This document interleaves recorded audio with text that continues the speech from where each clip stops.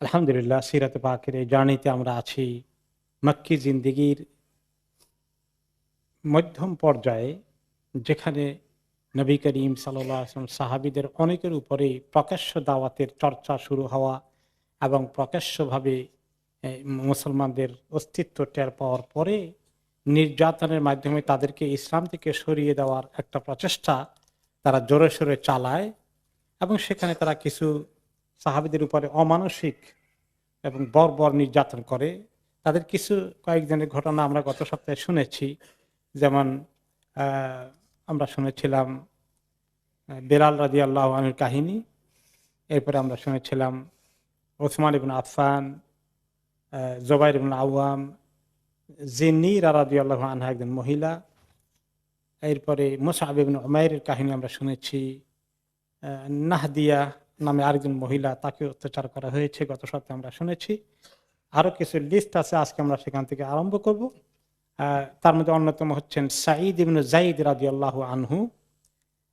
তিনি ইসলাম কবুল করেন প্রথম দিকেই। ওনাকে অনেকেই অত্যাচার করে, তার মধ্যে স্বয়ং ওমর ইবনে খাত্তাব রাদিয়াল্লাহু আনহু ইসলাম কবুল করার আগে তিনিও এই বেচারাকে অত্যাচার করেছেন এবং তিনি ওনাকে বেঁধে রাখতেন, বেঁধে রেখে নির্যাতন করতেন। এই জন্য সাঈদ ইবনে যায়েদ রাদিয়াল্লাহু আনহু পরবর্তী পর্যায়ে বলেন, আল্লাহি লাকাদ রাআইতুনি ওয়া ইন্না ওমর লামুসিকি আলাল ইসলাম ক্বাবলা আন ইউসলিমা ওমর। আল্লাহর কসম, যে তোমরা যে দেখতে কিভাবে ওমর রাদিয়াল্লাহু আনহু আমাকে বেঁধে রাখতেন এবং কষ্ট দিতেন, বেঁধে রেখে যতক্ষণ আমি ইসলাম ছেড়ে না দিব ততক্ষণ তিনি আমাকে মুক্তি দেবেন না। আর পরে সেই ইসলামী ওমরই ইসলাম কবুল করে ফেললেন। সুবহানাল্লাহ। আল্লাহ তাআলা ওমর রাদিয়াল্লাহু আনহু কত ইহসান করেছেন। যে আবু জাহাল, আবু লাহাবের মতো করুণ সমাপ্তি হতে পারত, তাই না? কিন্তু আল্লাহ তাআলা ওনাকে উদ্ধার করেছেন। এরপরে বনি মুআম্মালের একজন মহিলা ছিলেন, জারিয়াতু লি বনি মুআম্মাল। ওনাকেও তারা খুব কষ্ট দিত এবং তাদেরকে কষ্ট দেওয়ার মধ্যে যিনি অন্যতম ভূমিকা পালন করেছেন তিনি হলেন ওমর রাদিয়াল্লাহু আনহু। এবং তিনি ওমর রাদিয়াল্লাহু আনহু নিজে তাকে যখন নির্যাতন করতেন, তাকে মারধর করতেন এবং মারধর করে টায়ার্ড হয়ে গিয়ে যখন ক্ষান্ত হতেন বলতেন তাকে, মহিলাকে, ইনি আতাদেরু ইলাইকে, আমি তোমার কাছে আমার ওজর পেশ করছি যে তোমাকে যে আর এখন মারতে পারছি না। ইনিলাম আতরুকে কি ইল্লা মালালাতান, আমি টায়ার্ড হয়ে গেছি, এই জন্য এখন আমি ক্ষান্ত হলাম। ফাতাকুলু কাযালিকা ফাআল আল্লাহু বিক, এই মহিলা শাসনতে বলতেন যে আল্লাহ তাআলা তোমার সঙ্গে এরকম করুক। অবশ্য আল্লাহ তাআলা ওমর রাদিয়াল্লাহু আনহুকে এই অবস্থা থেকে পরিত্রাণ দিয়েছেন। তাহলে এখানে একটা বিরাট আসার কথা আছে যে অনেকে ইসলামের দুশমনি করে, আর সেখান থেকেও আল্লাহ তাআলা তৌফিক দিলে মানুষ বেরিয়ে আসে। এই জন্য কখনোই যারা ইসলামের দুশমনি করে চূড়ান্ত পর্যায়ে খালি অভিশাপ বর্ষণ না করে, যারা একটা চূড়ান্ত পর্যায়ে চলে গেছে, হোপলেস কেস, এগুলো ছাড়া বাকিদের পিছনে স্টিল আশা রাখা যেতে পারে যে হয়তো বা আল্লাহ তাআলা কোনোদিন তাদেরকে হেদায়েত দিতে পারেন এবং চেষ্টা চালিয়ে যাওয়া উচিত। আরেকজন হচ্ছেন বেলাল রাদিয়াল্লাহু আনহুর কথা একটু ডিটেলস এসেছে যে ওনার যিনি লিডার ছিলেন, মনিব ছিলেন, তিনি তো কৃতদাস তো মালিক থাকে, মালিকের নাম হচ্ছে উমাইয়া ইবনু খালাফ কাতালাহুল্লাহ। সে কি করতো, ওনাকে ধরে নিয়ে যেত ইদা হামিয়াতি শামসু ওয়াক্তাদ যাহিরা, ঠিক দুপুর বেলা সূর্য যখন প্রখর মানে গরম এবং আলোর মধ্যে আছে, এই সময় তাকে নিয়ে যেত এবং ওনাকে চিৎ করে শোয়াতো গরম বালির উপরে। বালুগুলো কেমন গরম হতে পারে, প্রচন্ড গরমের দিনে দুপুর বেলায়। এবং এরপরে বড় একটা পাথর এনে ওনার বুকের মধ্যে রেখে দিত, উনি যাতে নড়াচড়া না করতে পারেন। অতঃপর বলতে যে তুমি এভাবে ইসলাম ছেড়ে না দিলে এভাবে তোমার মৃত্যু হবে, কিন্তু তুমি যদি বাঁচতে চাও তাহলে মুহাম্মাদের উপর থেকে ঈমান সরিয়ে নিয়ে আসো, ওয়া তা'বুদুল্লাহ তাআলা উজ্জা লাত উজ্জার ইবাদতের দিকে আবার যদি আসো তাহলে তোমাকে মুক্তি দেব। তখন তিনি কি বলতেন, আহাদ আহাদ অথবা আহাদুন আহাদুন, এক আল্লাহ, এক আল্লাহ।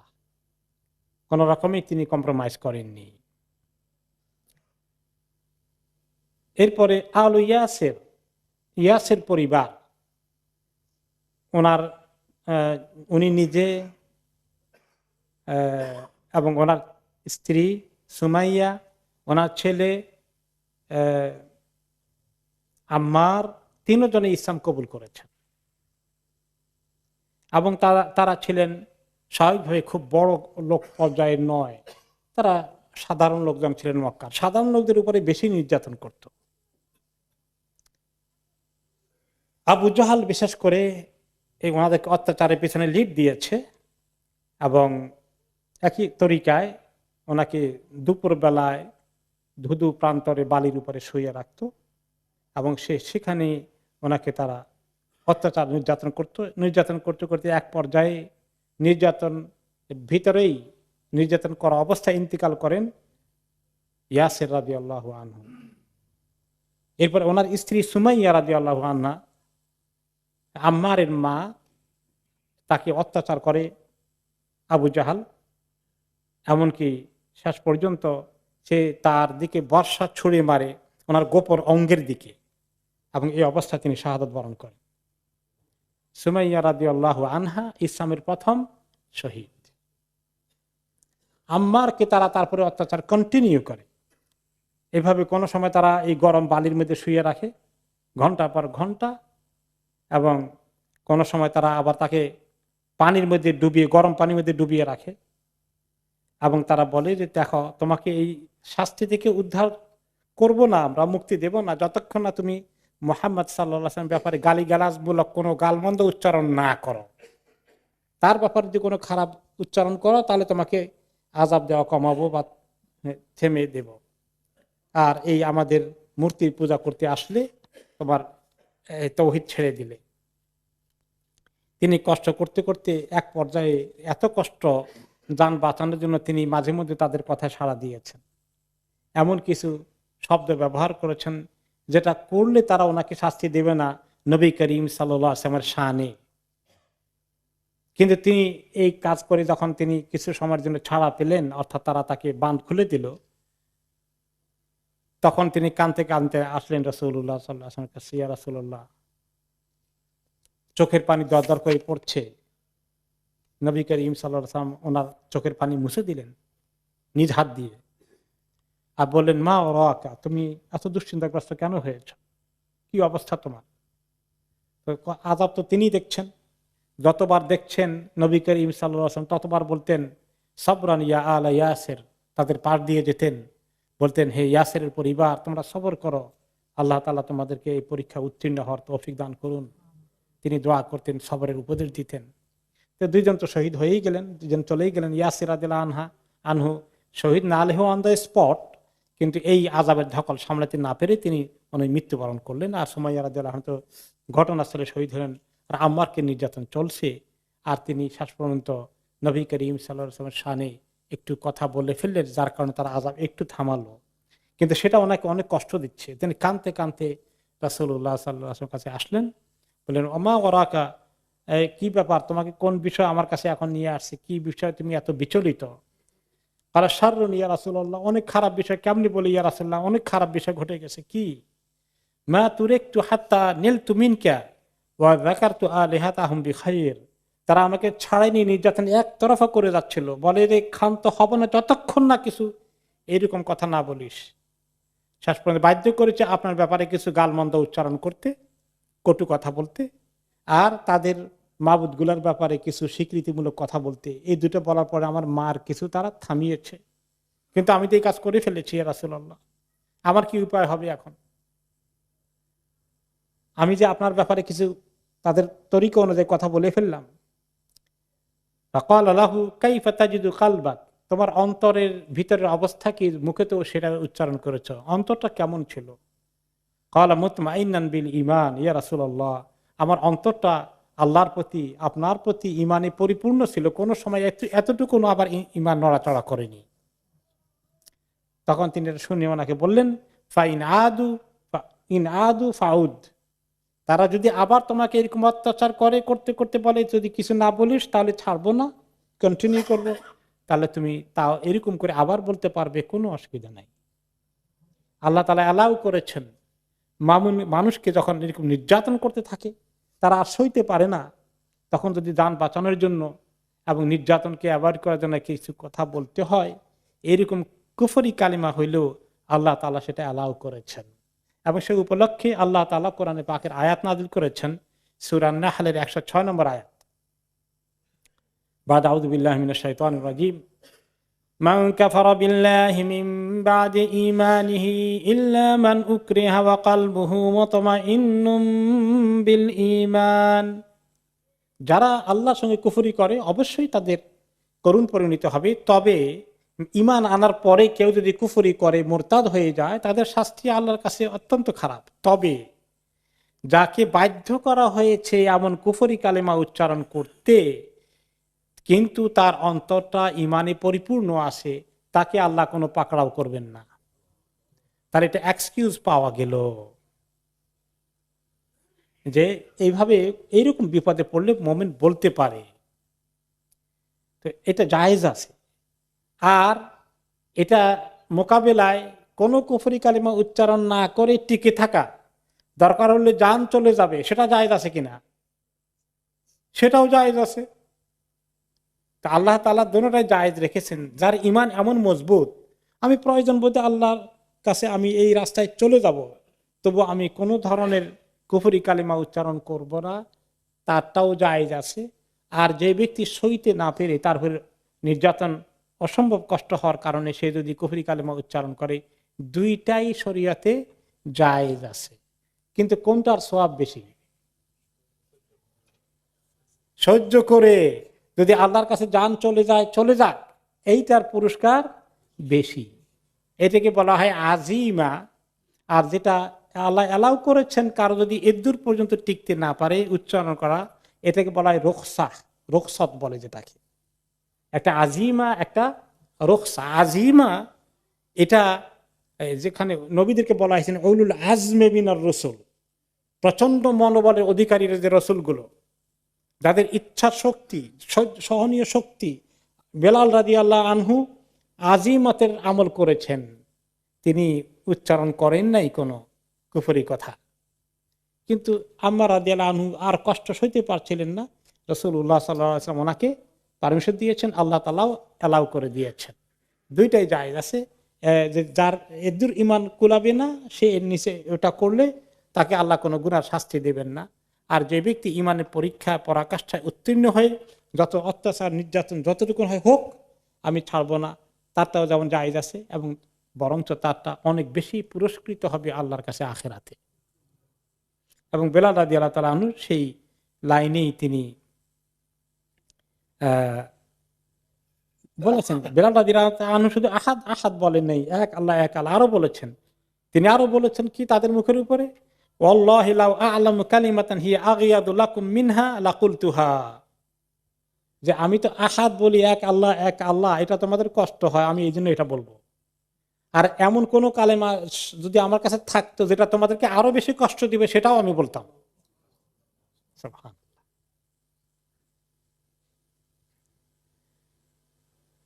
এবং তারই শুধু সাহাবীদের জীবনে, পরবর্তী জীবনে ঘটেছে, অনেক মর্দে মুসলিমের জীবনে এরকম ঘটেছে। যেমন হাবিব ইবনে যায়েদ আল আনসারী, তিনি একজন সাহাবী ছিলেন। আপনারা জানেন একসময় মুসাইলামা আল কাযযাব ইয়ামামা এলাকায় এসেছিল, মিথ্যা নবুয়তের দাবি করেছিল, মনে আছে তো ইতিহাসের মধ্যে, আমরা পড়বো এক পর্যায়ে এসে ইনশাআল্লাহ।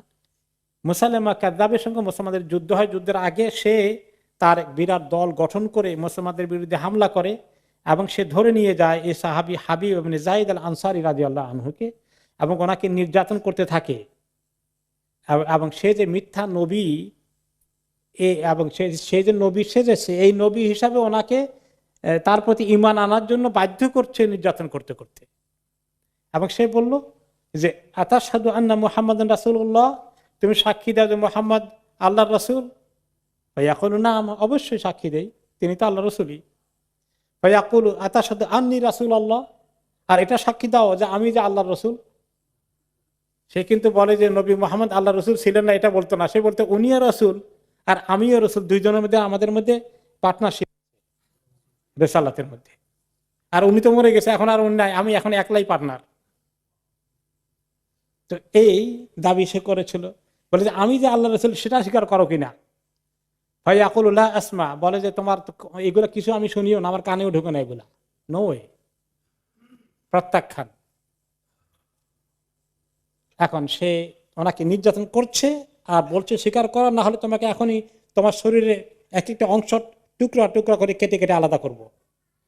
তখন তিনি বললেন যে লা আসমা, আমি তোমার এই সমাজের কথা শুনি না, এগুলো আমার কানে ঢুকে না। ফালাম ইয়াজাল ইকাত্তাহু ইরাবান ইরাবান হুয়া সাবিতুন আলা যালিকা হাত্তা কাতালা।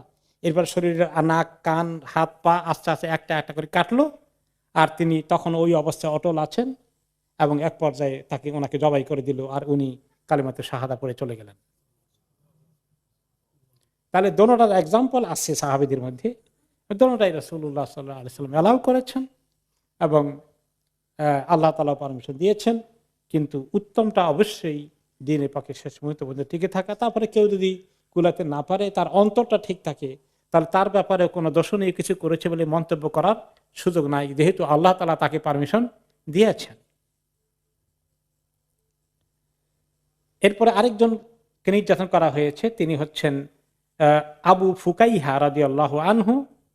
ওনাকে দিনের বেলায় একই বুদ্ধি গরম বালির মধ্যে দুপুর বেলা শোয়াইয়ে দিয়ে ওনাকে লোহা শৃঙ্খল দিয়ে হাত পা বেঁধে এরকম করে শুয়ে রাখতো এবং তিনি গরমের মধ্যে পুড়তে পুড়তে এই রোদের মধ্যে এক পর্যায়ে তিনি বেহুশ হয়ে যেতেন, ফেইন্টেড হয়ে যেতেন, হুঁশ থাকতো না। এক পর্যায়ে অবশ্য আল্লাহ তাআলা ওনাকে তৌফিক দিয়েছেন, তাদের শৃঙ্খল থেকে মুক্তি হয়ে তিনি হাবাসায় আবিসিনিয়া হিজরত করে চলে গিয়েছিলেন।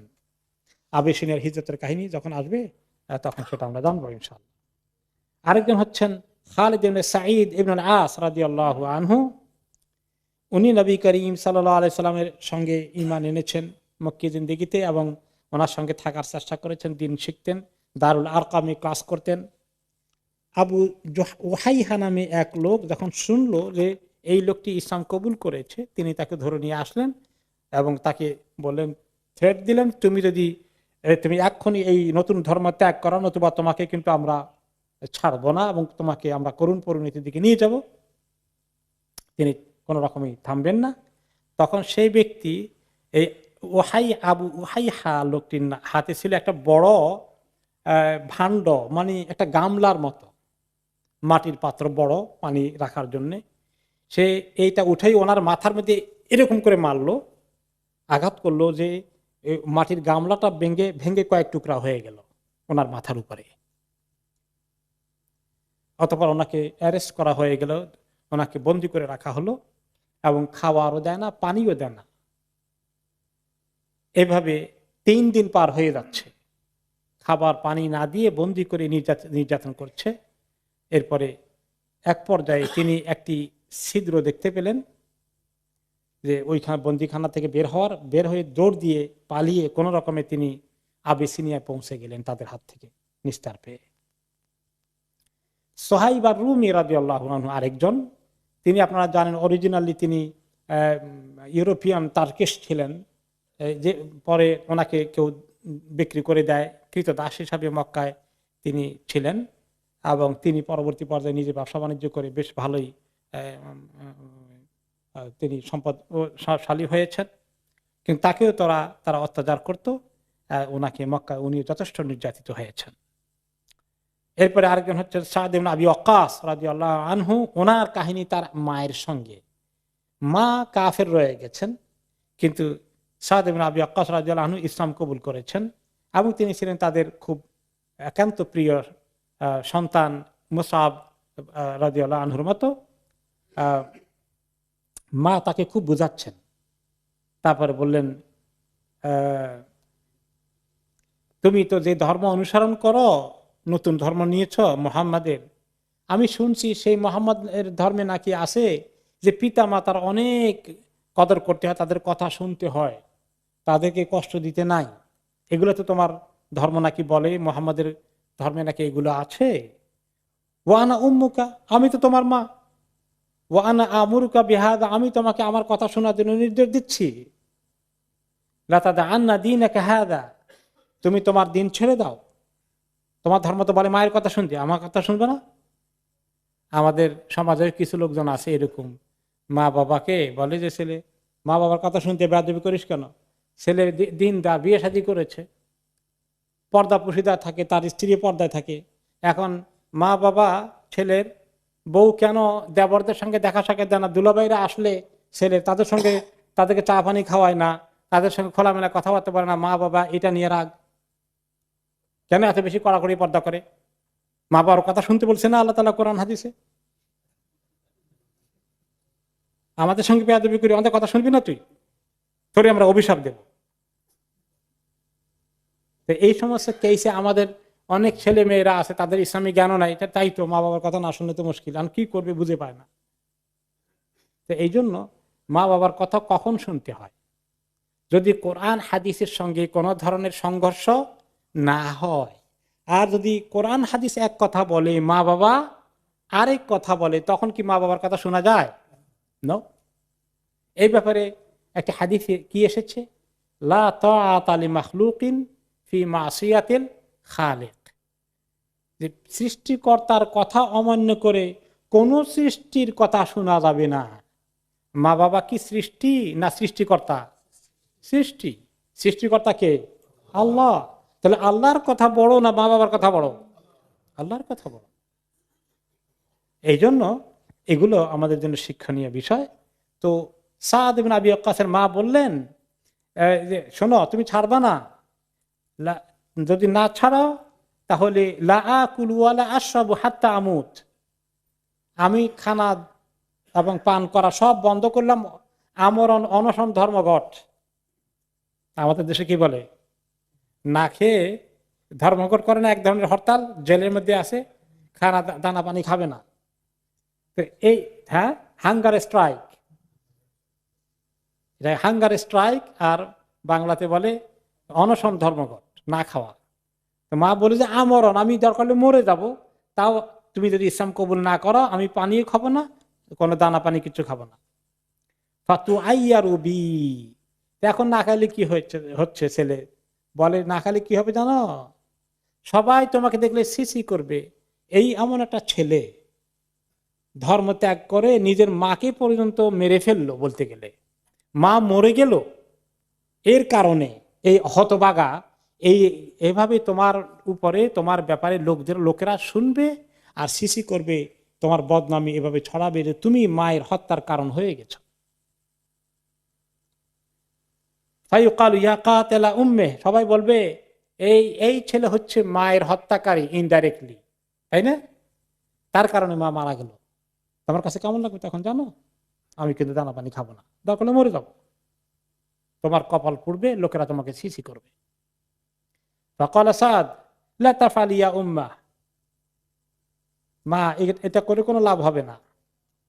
ফাইন লা আদাউ দীনি হাযা লিশাই, আমি যে দিন পেয়েছি আল্লাহ আমাকে দিয়েছেন, কোনো কিছুর বিনিময়ে আমার কাছ থেকে দিন আর ছিনিয়ে নেওয়া যাবে না, এই দিন ছাড়তে পারবো না আমি। তো এখন মা চিন্তা করে শুরু করি, ফামা কাসাত সালাসান, 3 দিন পর্যন্ত মা কিছু সত্যি খেলেন না,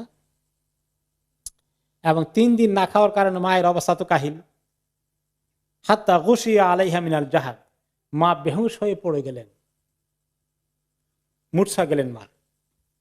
ফালাম্মা যালিকা সাদ দৌড়ে আসলেন মায়ের কাছে খবর পেয়ে, মাকে খুব মহব্বত করতেন। তারপরে দৌড়ে আসলেন, বলেন ইয়া উম্মা আল্লাহি লাউ কানাত লাকি মিআতু নাফসিন ফাখারাজাত নাফসান নাফসান, মা আপনার যদি এই যে বেহুশ হয়ে গেছেন, এখন হুঁশ আসার পরে কথা বলছে আর কি, যে যদি আপনার এই বেহুশ শুধু নয়, আপনার 100টা রূহ থাকে, আর এক একটা রূহ আমার সামনে থেকে একটা একটা করে বের হয়ে যায়, 100টা রূহ যদি বের হয় আমার সামনে থেকে, তখন আমি বলবো না যে মা তারাকতু দীনি হাযা লিশাইইন, আপনি দেখবেন যে আমি কোনো কারণে এই দিনকে ছেড়ে দেব না। আপনার এই পদ্ধতি মা কাজ করবে না, আপনার এই থ্রেট কোনো কাজে আসবে না। আমার সামনে যদি আপনি মূর্তি ধুকে ধুকে মরেন, তারপরে আমি এই দিন ছাড়তে পারবো না। ওয়া ইনশি ইতিফাকুলি ওয়া ইনশি ইতিলা তাকুলি, এখন আপনি বুঝে দেখেন খাবেন না না খাইয়ে মরবেন, আপ টু ইউ, কোনো কাজে আসবে না। ফালাম্মা রাআত মিনহুল জিদ্দা আকালাত, যখন মহিলা দেখলেন হতাশ হয়ে গেলেন, না তার কোনো রকমে এই এই পলিসি নিয়ে কোনো কাজ হবে না, শেষ পর্যন্ত বেচারে খাওয়া শুরু করলেন, আর কি করবেন। তখন আল্লাহ তাআলা এই আয়াত নাজিল করলেন যাতে করে সাদ রাদিয়াল্লাহু আনহুর মনে কোনো কষ্ট না হয় যে আমি আসলে মাকে কষ্ট দিলাম কিনা। আমাদের মধ্যে কিছু লোক আছে এরকম এরকম মা উল্টাপাল্টা কথা বলে, ছেলে তো নেক আমল করতে চায় কিন্তু মা বাধা দিচ্ছে, আর সে আবার মনে করে দ্বিধা দ্বন্দ্বে থাকে, আসলে মার বদয় লাগে কিনা, সবসময় কি করি, এরকম চিন্তার মধ্যে থাকে অনেকে। কিন্তু তো আল্লাহ তাআলা যেন সাদ রাদিয়াল্লাহু আনহুর চিন্তা না থাকে, কোরআনের আয়াত নাজিল করে দিলেন,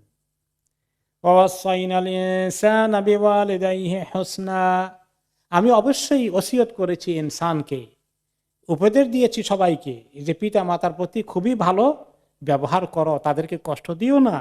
তবে ওয়াইন জাহাদাকা লিতুশরিকা বিমা লাইসা লাকা বিহি ইলমুন ফালা তুতি'হুমা, তবে তারা যদি তোমাকে শিরক করতে বলে, দ্বীন ইসলামের বিরোধী কুফরি আকীদা শিরকি আকীদার দিকে নিয়ে যেতে চায়, যে ব্যাপারে আসলেই তাদের কোনো জ্ঞান নাই, তারা অন্যায়ভাবে তোমার উপরে চাপিয়ে দিতে চায়, তাহলে তাদের আনুগত্য করতে তুমি বাধ্য নও, খবরদার, তখন তাদের কথা শুনবে না। তবে ওয়াসাহিবহুমা ফিদ দুনিয়া মারুফা, কথা তো শুনবে না ঠিকই, তোমার ঠিক দ্বীনি শরীয়ত মতো তুমি কাজ করো, তবে দুনিয়া তাদের সঙ্গে বেয়াদবি করো না, ভালো ব্যবহার করে যাইও। কিন্তু আল্লাহর হুকুম অমান্য করা যাবে না, এমনি তাদেরকে একটু তত্ত্ব তালাশ রাখা, খেয়াল করা, খেদমত করা, খাওয়া দাওয়া লাগলে খাওয়া দাওয়ার দেওয়া, এগুলোর ব্যাপারে আল্লাহ তাআলা নিষেধ করে দিচ্ছেন না। কাফের হলেও তাকে ওই সমস্ত মা বাবাকেও ভালো ব্যবহার করার জন্য ইসলাম বলছে। শুধু তাদের কথায় দিনের ব্যাপারে কোনো কমতি, কোনো কিছু ছাড় দেওয়া, এইগুলোর ব্যাপারে মজবুত থেকে থাকতে বলেছেন যে এগুলো করা যাবে না। কিন্তু পিতা মাতা যদি মুশরিক হয়, কাফের হয়, তাহলেও তার সঙ্গে ভালো ব্যবহার না করে দুর্ব্যবহার করা যাবে না। এই দুইটার ব্যালেন্স করা আমাদের লোকেরা বুঝে না। কেউ হয়তো মনে করেন যে সম্মান করতে গিয়ে, কথা মানতে গিয়ে শরীয়তের বিরুদ্ধে, যেমন ছেলে দিনদার, মর্গেজ সে সুদে যাবে না, মা বাবা বাধ্য করছে তাকে সুদে বাড়ি কিনানোর জন্য, এরকম ঘটনা পাইছেন নাকি আপনারা? আমি দেখেছি, আমার কাছে অনেক কেস এসেছে। তো কিছু আছে কি করবো, মা বাবা বলছে চলে গেলো, আর কি করব। আর কিছু আছে যারা তারা পরামর্শ করে, ভালো করে একটা অ্যাডভাইস নিয়ে মা বাবাকে বলার চেষ্টা করে যে দেখেন আপনাদের সব কথা মানবো, খেদমত যা লাগে করবো, কিন্তু এই কাজটা আমি হারাম করতে পারবো না, মজবুতি সহকারে বুঝিয়ে শুনে বলার চেষ্টা করে। কিন্তু তারপরে যদি ওনারা মনে কষ্ট না, তাকে খুব দুর্ব্যবহার করে, এখন ছেলে কি পাল্টা দুর্ব্যবহার করবে? না, পাল্টা দুর্ব্যবহার করবে না, সে তাদের প্রতি সদাচরণ জারি রাখতে হবে। এরকম একটা ব্যালেন্স আল্লাহ তাআলা আমাদেরকে দিয়েছেন।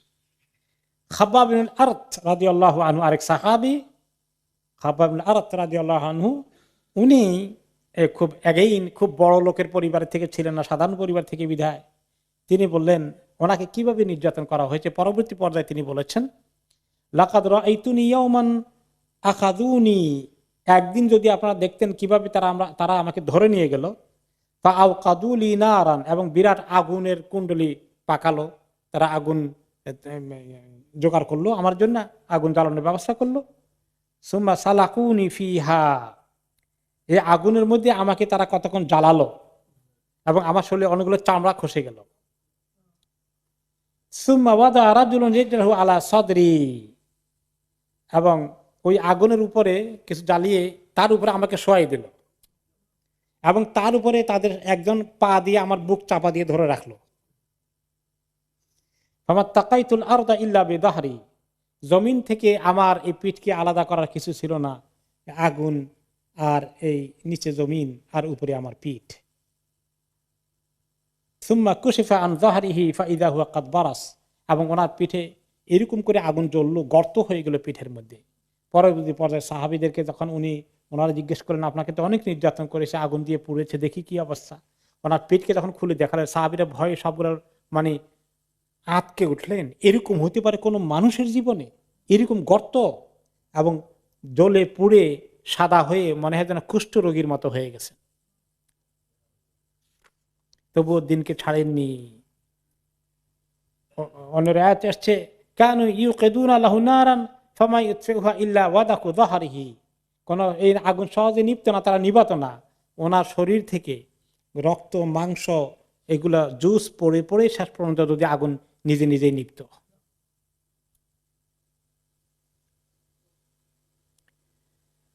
খাব্বাব রাদিয়াল্লাহু আনহুর কাহিনী আরো বলেন আরেকজন সাহাবী হারিসা ইবনে মুদাররিব রাদিয়াল্লাহু আনহু বলেন, দাখালতু আলা খাব্বাব ওয়াকাদ ইক্তাওয়া ফি বাতনিহি, ওনাকে আমি যখন দেখলাম এভাবে নির্যাতন করা হচ্ছে এবং উনি আমাকে দেখালেন ওনার কি অবস্থা পেটে এবং পিঠে কিরকম করে পুড়িয়ে একদম ওনার শরীরগুলোর মধ্যে এরকম নির্যাতন করা হয়েছে।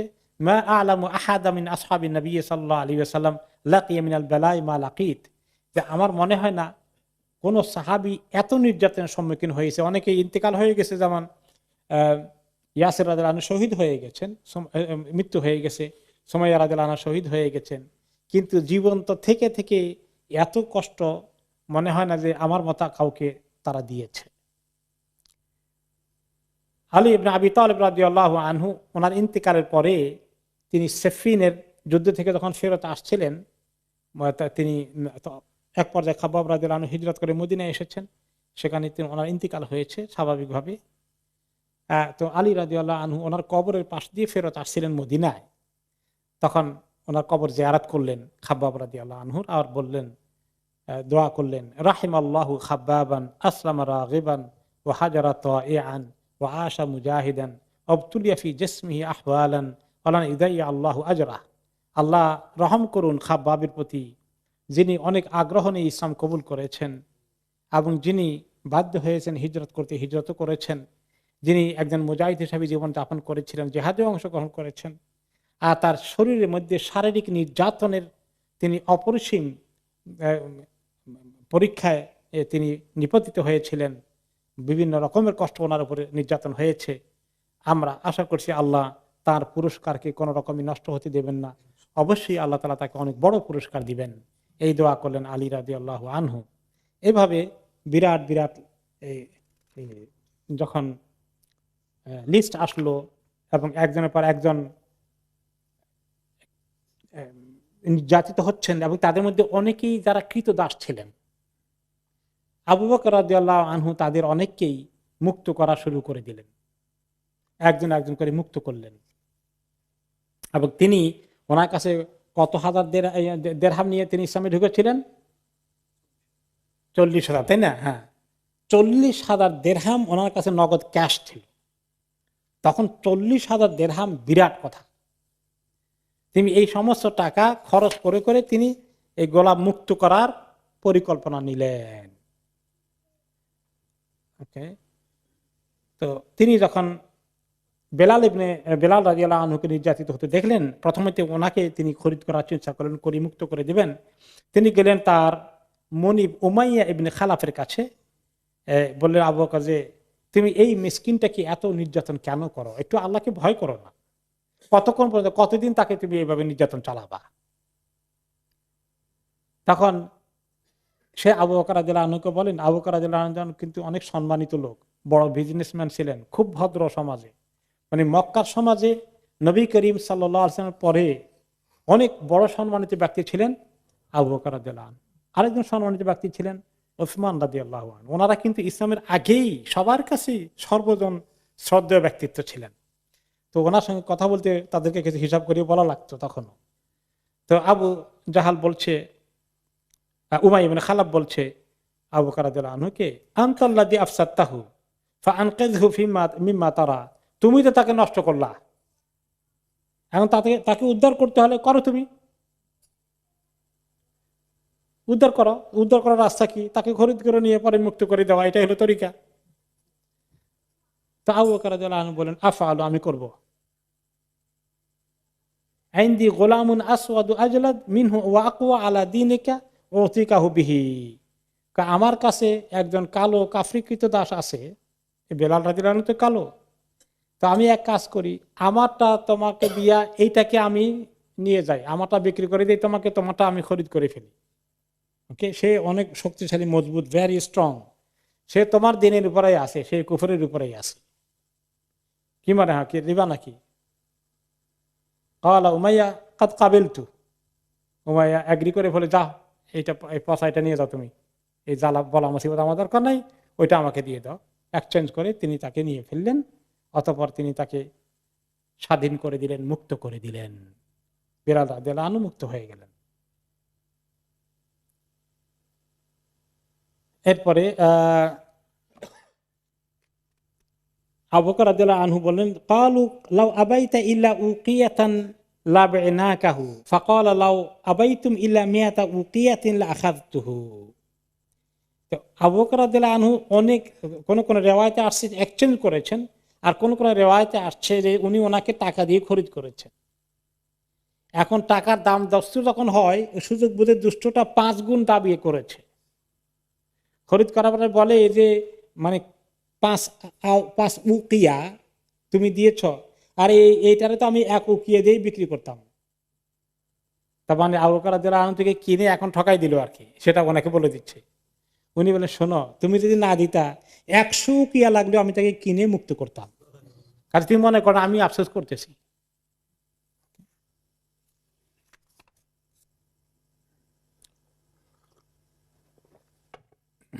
এই জন্য আবু বকর রাদিয়াল্লাহু আনহু এই এই মহৎ কাজকে ওমর রাদিয়াল্লাহু তাআলা আনহু পরে স্বীকৃতি দিয়েছেন, নিজে বলেছে। তিনি তো ইসলাম কবুল করে পরে যখন তিনি মুসলিম হলেন এবং মদিনার কথা হিজরত করে তিনিও গেলেন, তিনি বললেন, আবু বকর সাইয়্যিদুনা ওয়া আতাকা সাইয়্যিদানা। আবু বকর আমাদের একজন সাইয়্যিদ। মা মানা সাইয়্যিদ, সাইয়্যিদের অর্থ কি? লিডার, সর্দার। যে আবু বকর আমাদের ওয়ান অফ দ্য লিডার্স, আর তিনি আমাদের একজন লিডারকে মুক্ত করেছেন। সেই লিডারটাকে বেলাল রাদিয়াল্লাহু আনহু। তো বেলাল রাদিয়াল্লাহু আনহু ইমানের দিক থেকে অনেক উঁচু মানের, এবং নবী করিম সাল্লাল্লাহু আলাইহি ওয়াসাল্লাম মুআযের দায়িত্ব ওনার হাতে দিয়েছেন, এবং ওনার সঙ্গে ওনার ভেরি স্পেশাল সম্পর্ক ছিল। এই জন্য তিনি ওনাকে সাইয়্যিদ বলেছেন, যে আবু বকর রাদিয়াল্লাহু আনহু সাইয়্যিদুনা ওয়া আতাকা সাইয়্যিদানা। ওনাকে মুক্ত করলেন। এরপরে আবু ফুকাইহাকে মুক্ত করলেন, তার স্টোরি আমরা শুনে গিয়েছি। আমের ইবনে ফুহাইরাকে মুক্ত করলেন, যাকে তারা কষ্ট দিচ্ছিল। এরপরে জেন্নিরা, এক মহিলা যাকে কষ্ট দিয়েছে, ওনাকে মুক্ত করেছেন, মহিলা কৃতদাসীকে। জারিয়াত বনি মুআম্মাল, তাকেও মুক্ত করেছেন। নাহদিয়া আরেক মহিলা এবং তার মেয়ে, 2 জন ইসলাম কবুল করেছেন, নির্যাতনের শিকার 2 জনকে মুক্ত করলেন। এভাবে অনেকগুলোকে মুক্ত করে দিলেন। তাদের লিস্ট প্রায় 6 জনের মতো। এবার 6 জনের জায়গায় এখানে 2 জন আসে এক জায়গায়, তার 7 জনের মতো মুক্ত করলেন, এবং আরো কিছু পরবর্তী পর্যায়ে করেছেন। এই 7 জনকে মুক্ত করতে অনেক টাকা লেগেছে। একজনের পকেট থেকে এত টাকা দিয়ে মুক্ত করা, তখন সব সাহাবীদের থেকে চাঁদা জোগাড় করেননি, নিজে করেছেন। ইসলামের জন্য তার কি অবদান! কিছু করতে হলে আমরা এখন সবাই মিলে চাঁদা করা ছাড়া পারি না। একলা একলা করার মতো হিম্মত আল্লাহ ওনাদেরকে দিয়েছেন। তো ওনার এই তামসা দেখে ওনার বাবা আবু কোহাফা তখনও কাফের মক্কায়। যদিও তিনি ছেলের বিরুদ্ধে এত দুশমনী করেননি, কিন্তু তিনি এই কুফরিকেই পছন্দ করেছেন, সেই রাস্তাতেই আছেন। অবশ্য উনি এক পর্যায়ে ইসলাম কবুল করেছেন কোন সময়? মক্কা বিজয়ের পরে। বুড়া, অনেক বুড়া হয়ে গেছে, দাড়িগুলো এমন সাদা, চুলগুলো সব সাদা, চুলে দাড়িতে এরকম হয়ে আবু বকর রাদিয়াল্লাহু তাআলা আনহু মক্কা বিজয়ের পরে আবু কোহাফাকে ধরে নিয়ে আসছেন, বাবাকে খোঁজ করে বাড়ি করছেন। ইয়া রাসূলুল্লাহ, কালেমা পড়াই দেন আমার বুড়া বাবাটাকে, এখনো তো কুফরি তরিকায় আছে।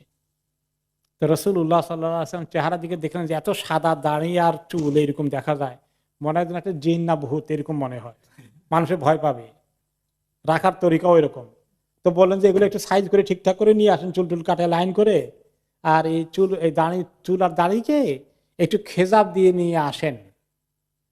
ফাগাইয়িরুহু বিগাইরিল আসওয়াদ, তবে কালো খেজাব দেবেন না, কালো খেজাব ছাড়া অন্য খেজাব লাগাইয়া আসেন। তো অন্য খেজাব কোনটা, সবুজ নাকি না হলুদ? খেজাব হিসাবে যেটা পরিচিত আছে 2টা, একটা কালো খেজাব আর একটা খয়েরি খেজাব, যেটা মানে মেহেন্দি কালার। এই মেহেন্দি কালার মধ্যে কোনটা একটু বেশি ডার্ক আছে, কোনটা একটু বেশি লাইট আছে, কোনটা একটু মোর রেডিশ আছে। সেই খেজাবের ভিতরে এই 2 রকম খেজাব ছিল আরব দেশে। তো তিনি বললেন যে কালোটা দিবেন না, তার মানে মেহেন্দি কালার যেটা সেটা দিবেন। তো এতে একটা সুন্নত পাওয়া গেল যে এইরকম খেজাব পরা সুন্নত, আর কালো খেজাব পরা জায়েজ নাই, কারণ তিনি নিষেধ করলেন কালোটা দেবেন না। ঠিক আছে। তো এই জন্য যারা বেশি একদম সাদা হয়ে গেছে, পুরো সাদা হয়ে গেছে, তাদেরটা খেজাব পড়া কিন্তু সুন্নত, এটা সুন্নতি আমল।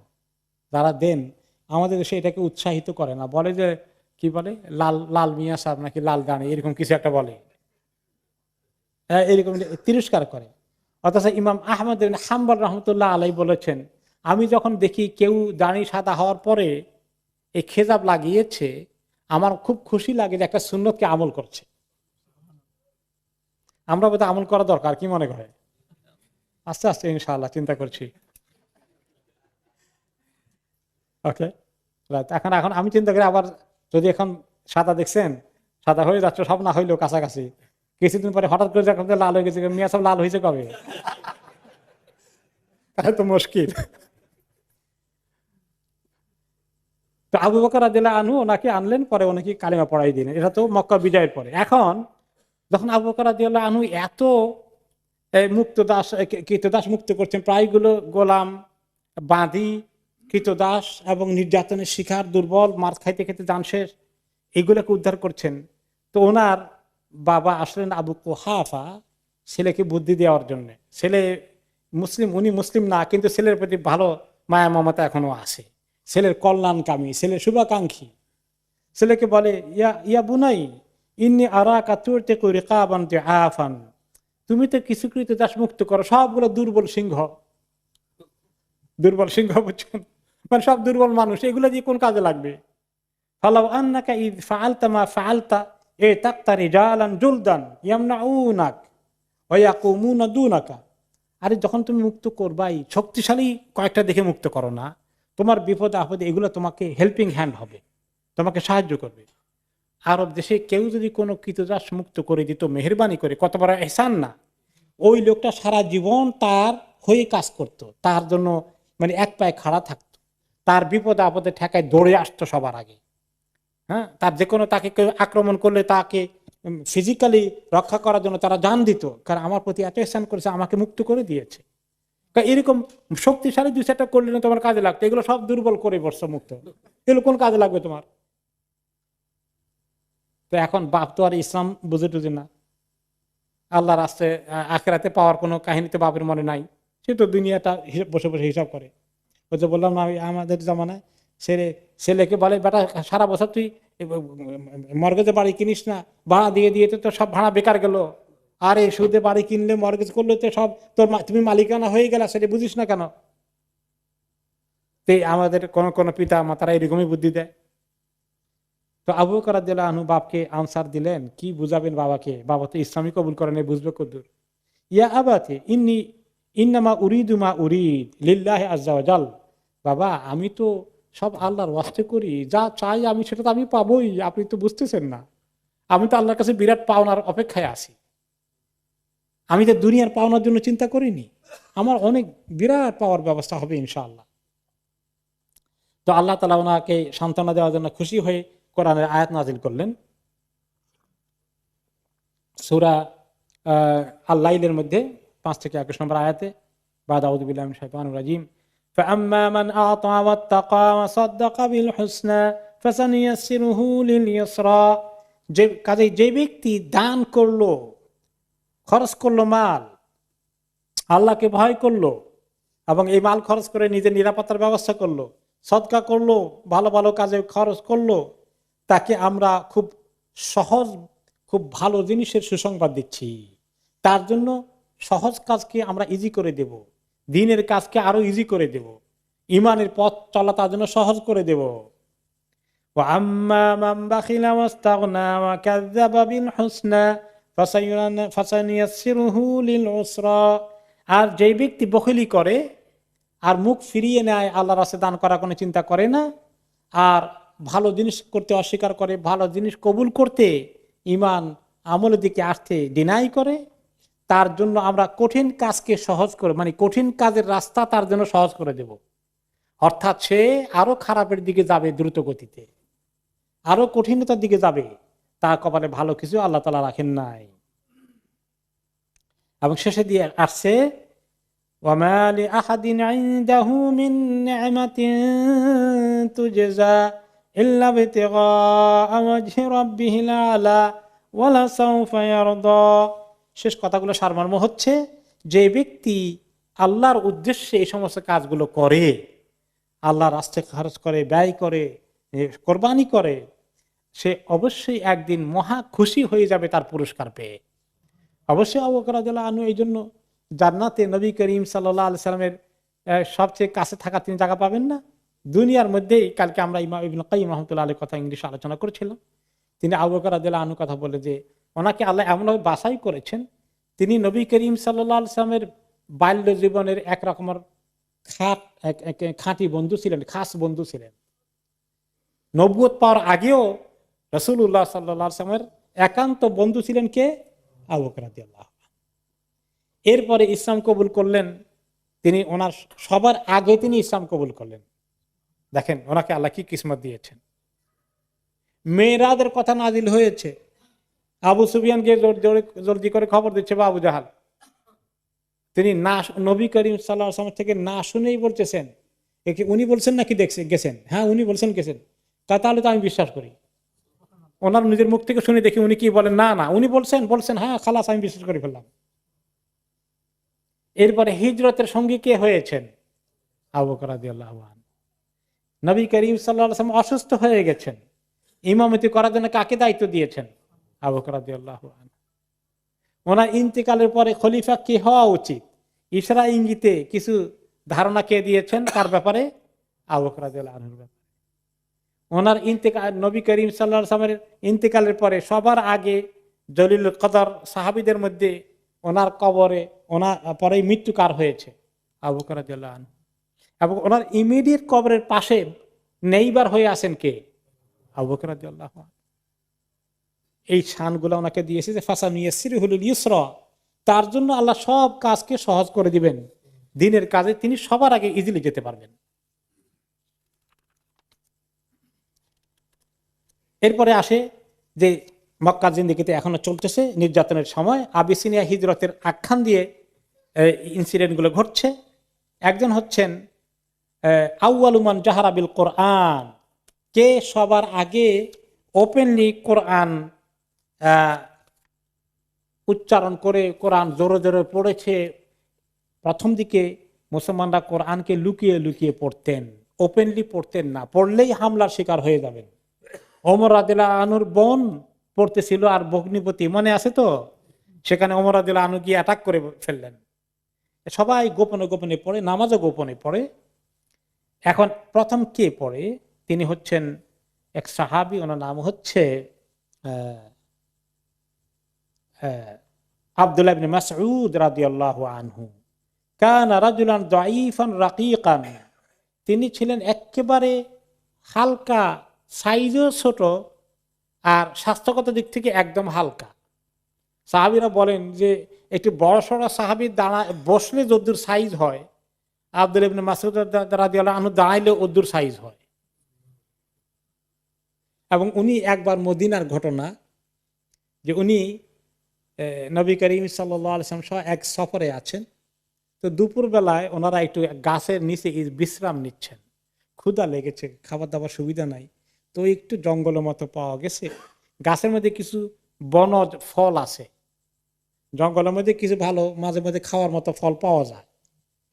এখানে জঙ্গলের মধ্যে তো বাড়ি হয়ে থাকে, বিভিন্ন বেরি হয়ে থাকে, তাই না? এরকম বেরির মতো কিছু একটা আছে। এখন বেরির গাছে উঠতে হলে গাছটাতে এত মজবুত না, বড় না, আগার মধ্যে কিছু ফ্রুট আছে, কোনো সাহাবীতে উঠতে পারে না, উঠলে তো ওখানে পড়ে ভেঙে পড়বেন। উনি হালকা পাতলা ছায়ে থাকার কারণে উনি আল্লাহ ভরসা করে উঠছেন, ওনার ভর সইতে পারবে মোটামুটি গাছের ডাল। আর এই সময় বাতাস আসছে জোরে, আর বাতাস যেই আসছে জোরে, এখন উনি এরকম করতেছেন ওরকম করতেছেন, আর ওনার ওই লুঙ্গির ফাঁকে দিয়ে ওনার পার এদের পর্যন্ত দেখা যাচ্ছে, হাঁটুর উপরেও কিছু দেখা যাচ্ছে। আর ওনার পায়ের সাইজ গুলো দেখে সাহাবীরা বলেন, দেখো দেখো আব্দুল্লাহ ইবনে মাসউদের পাও দেখো, মানে এত চিকন সাইজের পা।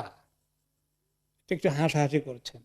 রাসূলুল্লাহ সাল্লাল্লাহু আলাইহি ওয়াসাল্লাম বললেন, লিমা তাদহাকুন, হাসো কেন?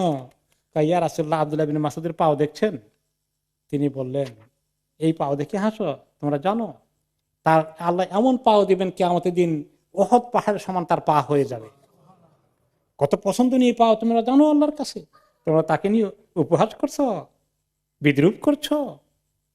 তার এমন ওজন, উনি এমন হিম্মতওয়ালা সাহাবী, তিনি যখন ইসলাম কবুল করলেন, তিনি বললেন সাহাবীদেরকে, ওকে, তিনি কখন ইসলাম কবুল করেছেন, কোন কোন রেওয়ায়েতে আসে তিনি বলেছেন লাকাদ রাআইতুনি সাদিসা সিত্তা মা আলাল আরদি মুসলিমুন গায়রুনা, আমি যখন ইসলাম কবুল করি আমি বোধহয় 6 নম্বর মুসলিম ছিলাম, এর বাইরে আর মুসলিম ছিল না। পরে তিনি আস্তে আস্তে যখন আরো কিছু সাহাবা ইসলাম কবুল করেছেন, তিনি একদিন সাহাবীদের সমাবেশে আসেন, কয়েকজন সাহাবী বসে এক জায়গায় কথাবার্তা বলছেন। ইজতামা ইয়াওমান আসহাবু রাসূলিল্লাহ সাল্লাল্লাহু আলাইহি ওয়াসাল্লাম ফাকালু ওয়াল্লাহি মা সামিআত কুরাইশুন হাযাল কুরআন ইজহারু লাহা বিহি কাত্তু ফামান রাজুলুন ইসমাউহুমু, যে আল্লাহর কসম এই কোরআন তো কুরাইশরা কখনো শুনলো না, আমরা নিজেরা নিজেরা লুকিয়ে লুকিয়ে তেলাওয়াত করি, গোপনে গোপনে। একটা বার যদি আমরা জোরে তেলাওয়াত করতাম, কেউ হিম্মত করে তাদেরকে শোনাতে পারতাম, হয়তো বা তাদের দিলে আল্লাহ তাআলা কোরআনের বাণীটা পৌঁছাই দিত, কেউ একটু পজিটিভলি মোটিভেটেড হয়ে যেত হয়তোবা। এই কাজ কে করবে কিনা কেউ ওনারা চিন্তা করলেন। আব্দুল্লাহ ইবনে মাসউদ রাদিয়াল্লাহু আনহু বললেন যে আমি করব এই কাজ। ফাকালু ইন্না নাখশাহুম আলাইকা, আরে না তুমি করো না, তুমি করলে তোমার কোনো নিরাপত্তা থাকবে না, আমাদের এ ব্যাপারে আমরা তোমার ব্যাপারে খুবই ওয়ারিড। ইন্নামা নুরিদু রাজুলান লাহু আশিরাতুন ইয়ামনাউনহু মিনাল কওম ইন আরাদুহু, যে তুমি এই এলাকায়, এই মক্কা মেইন শহরের বাসিন্দা না, তোমার কবিলারা এখানে কেউ নাই, তুমি যদি এই কাজ করতে যাও তাহলে তোমাকে তারা একযোগে হামলা করে নিঃশেষ করে দিবে। আমরা চাই এমন একজন আসুক যার জ্ঞাতি গোষ্ঠী কবিলা এখানে আসে। অনেক সময় আরবদের মধ্যে মানে নিজের গোষ্ঠীর পক্ষ থেকে কাউকে নির্যাতিত হতে দেখলে এগিয়ে আসার একটা টেন্ডেন্সি আছে, সেটা তোমার ক্ষেত্রে ঘটবে না, তোমার নিজের লোকরা এখানে কেউ নাই, তুমি কাজ করো না ভাই। কিন্তু তিনি বললেন যে না, দাউনি ফা ইন্নাল্লাহ আযজা ওয়া জাল সায়ামনাউনি, আল্লাহ ভরসাকে আমাকে করতে দাও, আমার বিশ্বাস আমার আল্লাহ আমাকে হেফাজত করবেন, আমি করি এই কাজ। তো তিনি আসলেন ঠিক দুপুরের আগে দোহার টাইমে, সালাতুদ দোহা, চারটে নামাজ যে সময় লোকেরা পড়ে, ওই সময় তিনি হারামের ভিতরে ঢুকলেন। এসে তিনি মাশাআল্লাহ, আর ওই সময় কুরাইশের লোকেরা নাস্তা টাস্তা করে এসে তারা ওখানে কিছু আড্ডার আসর বসায়, ওই সময়টা যখন তাদের ভালো উপস্থিতি থাকে, তখন তিনি ওই সময় গিয়ে কোরআন পড়ার জন্য বসে গেলেন, শুরু করলেন বিসমিল্লাহির রহমানির রহিম, খুব জোরে জোরে, রাফিআন সাওতাহু, জোরে খুব বলিষ্ঠ আওয়াজে পড়া শুরু করলেন। আর রহমান আল্লামাল কোরআন, এই সুন্দর করে পড়া শুরু করে দিলেন সূরা রহমানের শুরু থেকে। তখন তারা যখন প্রথম আওয়াজ শুনলো, তারা এই পর্যন্ত এরকম জোরে আওয়াজের কোরআন আর শুনে নাই, কোরআন কিভাবে পড়ে, কোরআন কি জিনিস। তখন তারা শুনলো, তো বলা বলি করে কি ব্যাপার, মা ইয়াকুলু ইবনে উম্মে আবদ, আব্দুল্লাহ ইবনে মাসউদ, এই যে এই সে পড়ে, কি পড়ে সেটা, কি করে, কোন মন্ত্র কোনটা নিয়ে আসছে, হ্যাঁ কি পড়ে সেটা। ক্বালু ইন্নাহু লা ইয়াতলু বা'দা মা জাআ বিহি মুহাম্মাদুন সাল্লাল্লাহু আলাইহি ওয়াসাল্লাম, একজন বলল আরে শোনো না, মন্ত্র কিছু না, ওই যে মুহাম্মদ কি এক জিনিস নিয়ে আসছে ওইটা পড়ে সে, আরে মুহাম্মাদের জিনিস পড়ে। ফাকামু ইলাইহি, সব দৌড়ে আসলো তার কাছে। ফাজআলু ইয়াদরিবুনাহু ফি ওয়াজহি, ওনার চেহারার মধ্যে মারা শুরু করে দিল, মুখের মধ্যে মারা শুরু করে দিল, যে মুখ দিয়ে তিনি কোরআন তেলাওয়াত করেছেন। কিন্তু তিনি পড়া, এই মায়ের মধ্যে পড়া কন্টিনিউ করছেন, তেলাওয়াত করছেন। তারপরে কিছুক্ষণ পরে তারা ওনাকে রক্তাক্ত অবস্থায়, উনিও টায়ার্ড হয়ে গেলেন, তারা ছেড়ে দিল, উনি চলে আসলেন। সাহাবীরা যেখানে লুকিয়ে ছিলেন সেখানে চলে আসলেন, হয়তো দারুল আরকাম হবে যেখানে ওনারা লুকিয়ে থাকতেন। তারা দেখতে পেলেন যে চেহারাটা সব ক্ষত বিকৃত হয়ে গেছে, রক্তাক্ত হয়ে গেছে। তখন সাহাবীরা সবাই দৌড়ে এসে সমবেদনা জানালেন, ক্বালুলাহু হাযাল্লাযী খাশিনা আলাইকা আব্দুল্লাহ ইবনে মাসউদ, আমরা তো এই ভয় করছিলাম যে আপনাকে তারা ছাড়বে না, অ্যাটাক করে ফেলবে। তখন তিনি বলেন, মা কানা আ'দাউল্লাহি আহওয়ানা আলাইয়া মিনহুম আল-আন ওয়ালা ইন শি'তুম লা উগাদিয়ান্নাহুম বিমিসলিহা।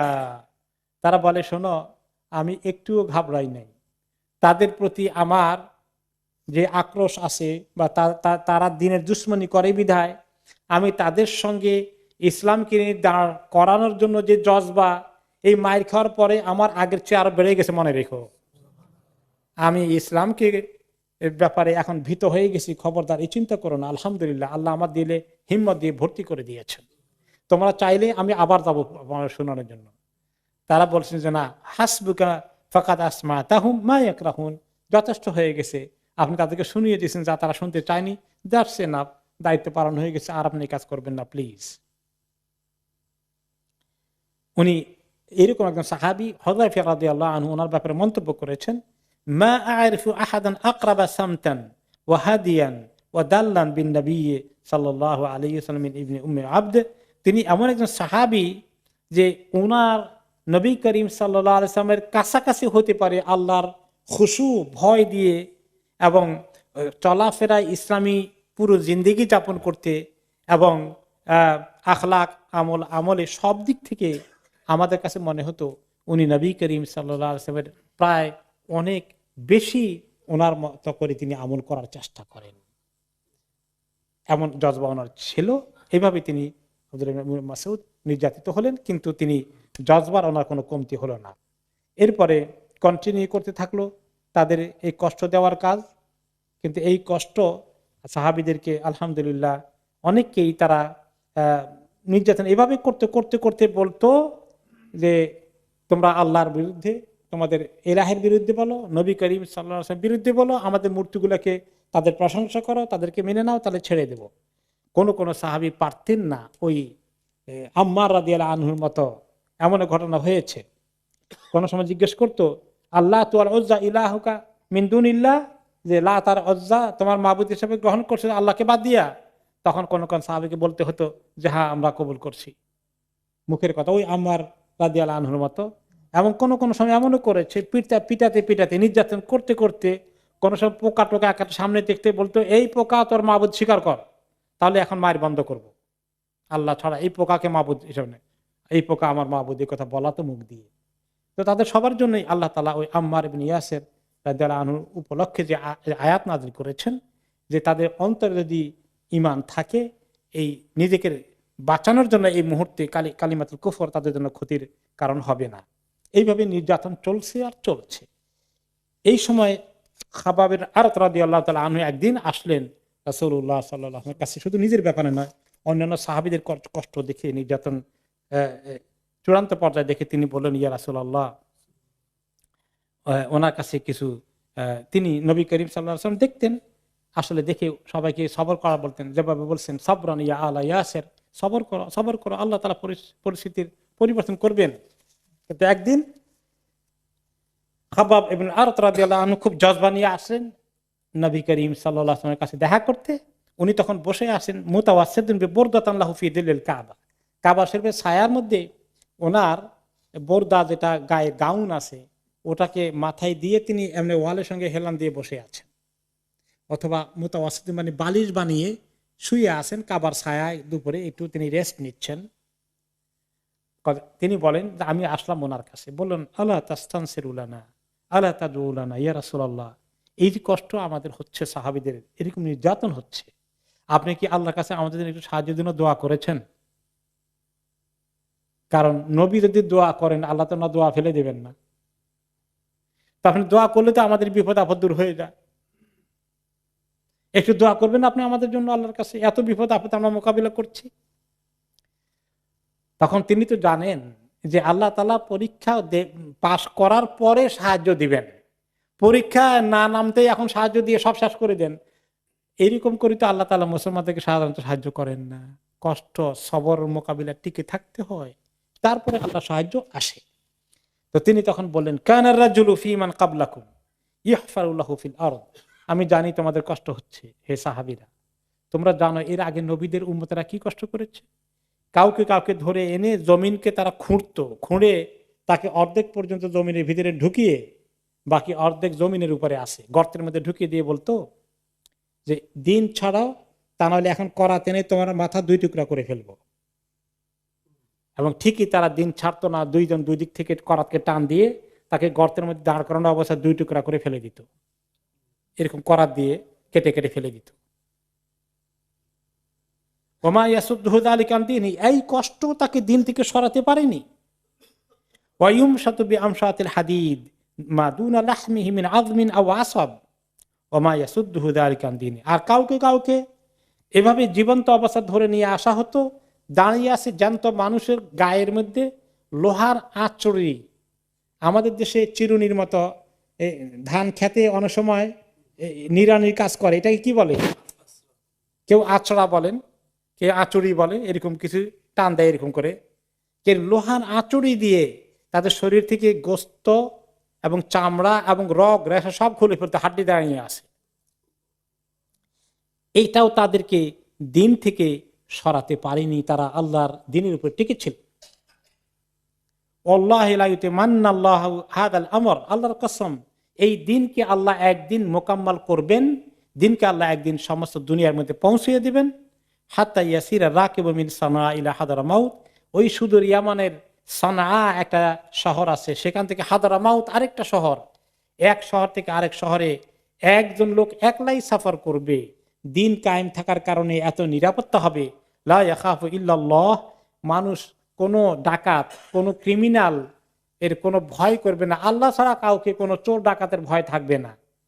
আউযিবা আলা গানামিহি, অথবা গরু ছাগল থাকলে সেখানে কোনো সময় নেকড়ে বাঘ সিংহ হামলা করতে পারে, এইরকম ছাড়া কোনো দুষ্কৃতিকারীও জমিনে থাকবে না। এমন শান্তি কায়েম হবে ইসলাম কায়েম হওয়ার পরে।